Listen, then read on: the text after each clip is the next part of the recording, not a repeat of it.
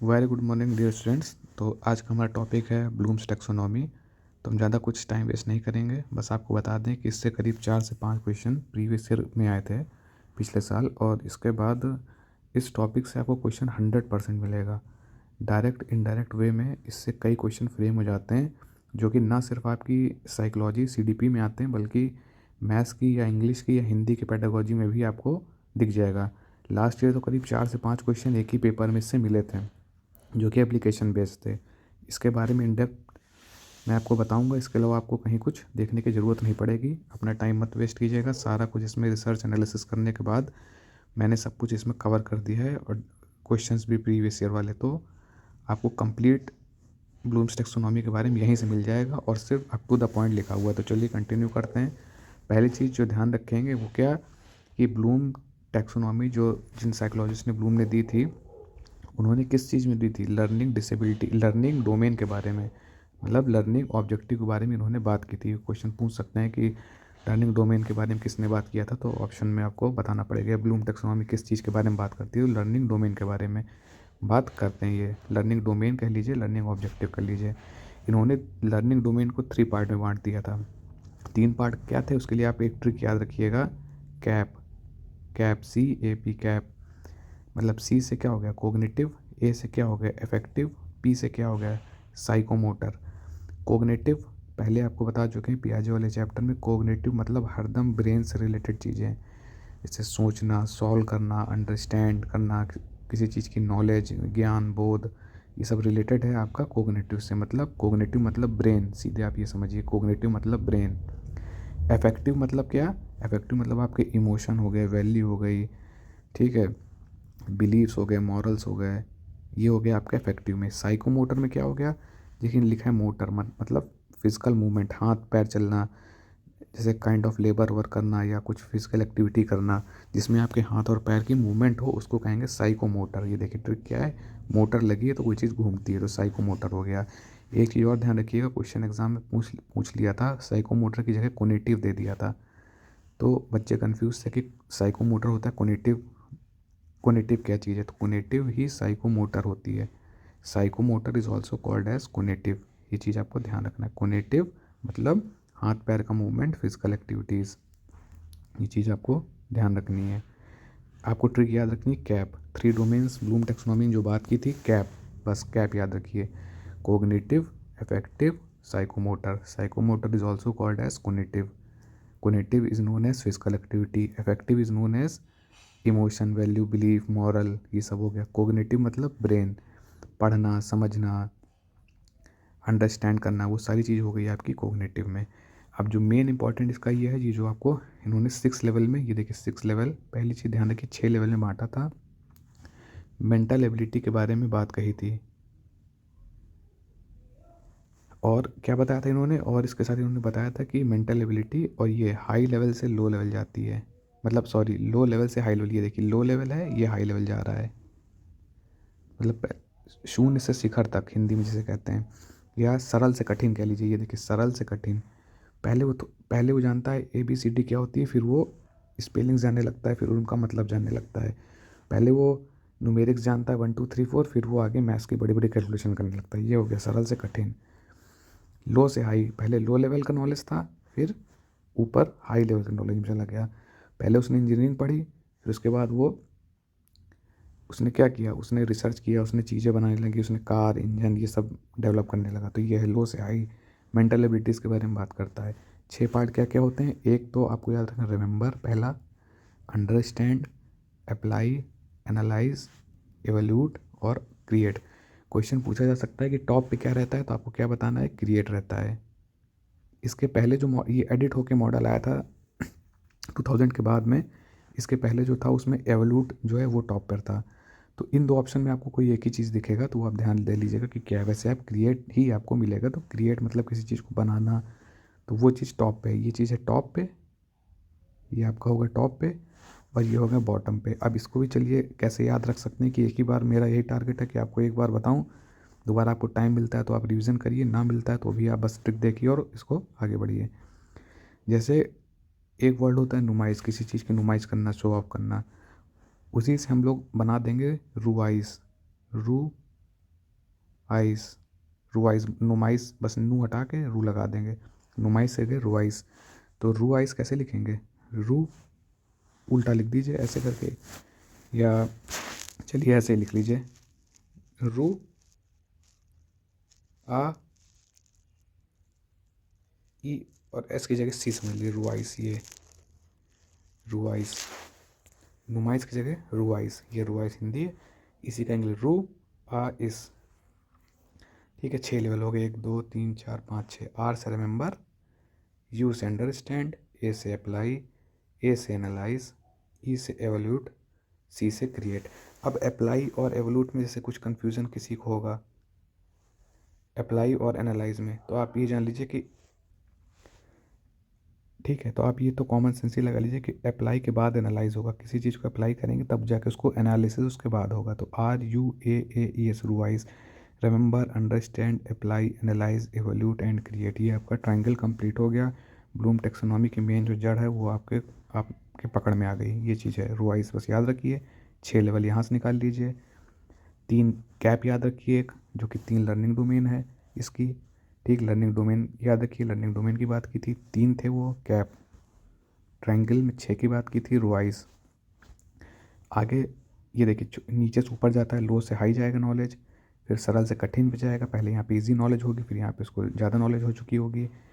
वही basic analysis मतलब क्या होता है, किसी एनालिसिस मतलब क्या हो, कोई बड़ी सी चीज़ है उसको छोटे छोटे पार्ट में करके उसको सॉल्व करना। और सिंथेसिस पहले वाले में था, तो सिंथेसिस में क्या, छोटे छोटे चीज़ से कोई बड़ी चीज़ को कंक्लूजन पे पहुँचना। छोटे छोटे फॉर्मूले से, छोटे छोटे मैथ्स के बेसिक से हम बड़े बड़े कैलकुलेशन करने लगना है, वो चीज़ हो गया। और एनालिसिस में कोई बड़ी चीज़ है, कॉम्प्लिकेटेड चीज़ है, उसको छोटे छोटे पार्ट में तोड़ दिया और उसको सॉल्व कर दिया। अब इसमें जो क्वेश्चन आया था HOTS और LOTS क्या आया था, मतलब higher order thinking skill, lower order thinking skill. तो ऊपर की जो 3 हैं, जो टॉप 3 हैं, ये RUAAEC रुवाइस। तो ऊपर की जो 3 है, एनालिसिस, एवल्यूट और क्रिएट, ये किस में है, ये HOT में। नीचे की जो 3 है, RUA मतलब रिमेंबर, अंडरस्टैंड और अप्लाई, ये किस में है, LOTS में है, लो ऑर्डर थिंकिंग स्किल। और ऊपर की जो 3 बता दिया आपको, एनालाइज, एवल्यूट और क्रिएट, किस में है, हायर ऑर्डर। वही चीज़ देखिए यहाँ लिखी हुई है, एनालाइज, एवल्यूट और क्रिएट किस में है, HOTS में। और बॉटम की क्या है, RUA, रिमेंबर, अंडरस्टैंड, अप्लाई, ये किस में है, ये है आपका LOTS में है। स्कूल में क्या फोकस किया जा रहा है आजकल, हायर ऑर्डर थिंकिंग इसके, मतलब क्रिएटिव बने, एनालिसिस ज़्यादा करे, इस पर फोकस किया जा रहा है। ये ऊपर के 3, तो बस ऊपर के 3 HOTS, नीचे के 3 LOTS। ये बस ऐसे आप लिखेंगे जब RUAAEC, तो ये नीचे के 3 LOTS, ऊपर के 3 HOTS, higher order thinking skill. चलिए आगे, यहाँ पर ही कंप्लीट होता है। इससे करीब 4 से 5 एप्लीकेशन बेस्ड क्वेश्चन जो आए तो वो आप देख लीजिए। Which of the following question test higher, ये देखिए आ गया, हायर ऑर्डर थिंकिंग स्किल के बारे में पूछ लिया, हायर एनालिसिस के बारे में जिसमें हो, और एवोल्यूट जिसमें कर रहा हो। ये देखिए, क्योंकि जब भी HOTS का क्वेश्चन अगर आपसे पूछता है तो आप सीधे जान लीजिएगा कि RUAEC, इसके 3 के बारे में बात करें, यानी एनालिसिस, एवोल्यूट और क्रिएट। तो वही देखिए, एनालिसिस और एवोल्यूट। एनालिसिस कब करेगा, जब किसी 2 चीज़ में कंपेयर करेगा, बता चुके हैं देखिए आपको, ये कहीं पर क्यों लगा है, किसी 2 चीज़ में कंपेयर कर रहा है तो एनालिसिस की बात कर रहा है। एवोल्यूट कब करेगा, जब उसको कोई स्टैटिक कोई चीज़ पता होगी कि हमको तुलना इससे करनी है, ये हमारा मॉडल आंसर है, इस मॉडल आंसर से, मतलब इस मॉडल आंसर के जैसे जब कोई बच्चा लिखता है, कोई मॉडल आंसर दिया था टीचर को कि ये आंसर सही है, तो उसी से एवोल्यूट करता है ना, चेक करता है, मतलब कुछ कंपेयर करने को उसको मिलता है।